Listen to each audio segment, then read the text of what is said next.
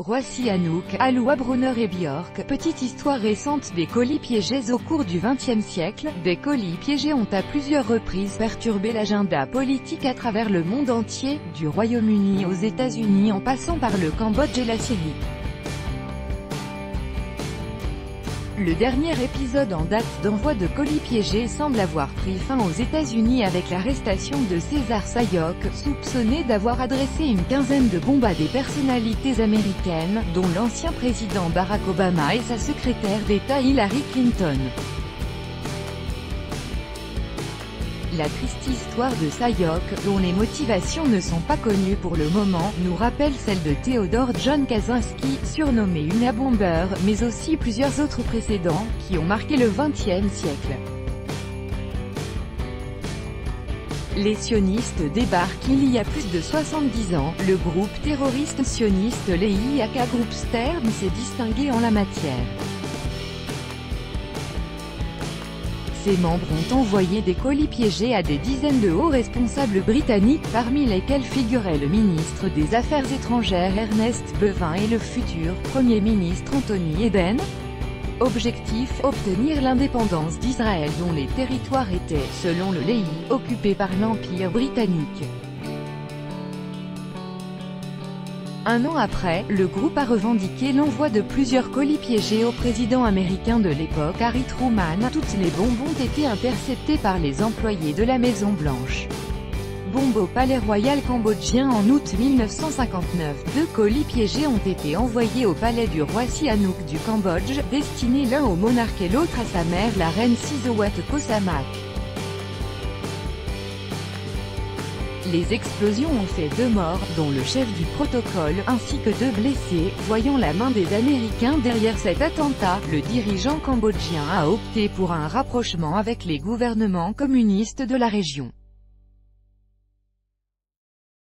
Chasse à Alois Brunner en Syrie. Le criminel nazi Alois Brunner, l'un des principaux soutiens d'Adolf Eichmann dans la « solution finale de la question juive » qui vivait réfugié en Syrie depuis 1953, a reçu en récompense de ses efforts de cadeaux de la part des services secrets israéliens. L'un, envoyé en 1961, lui a fait perdre un œil, et l'autre, en 1980, quelques doigts de la main gauche.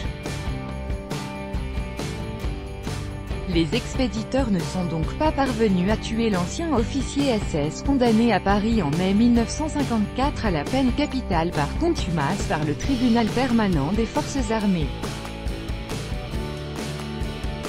Una Bomber versus le système. La longue histoire explosive de Theodore John Kaczynski, dit Una Bomber, qui a duré de 1978 à 1995, a servi de modèle à d'autres loups solitaires, qui n'obéissent à aucune règle du terrorisme moderne.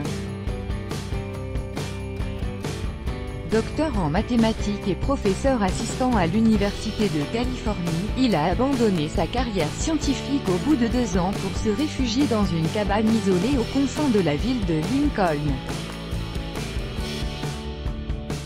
Dans une tentative désespérée de pousser les Américains à se révolter et à faire s'effondrer le système, Theodore Kaczynski s'est mis à envoyer des bombes de plus en plus sophistiquées, qui ont provoqué la mort de 3 personnes et en ont mutilé 23 autres.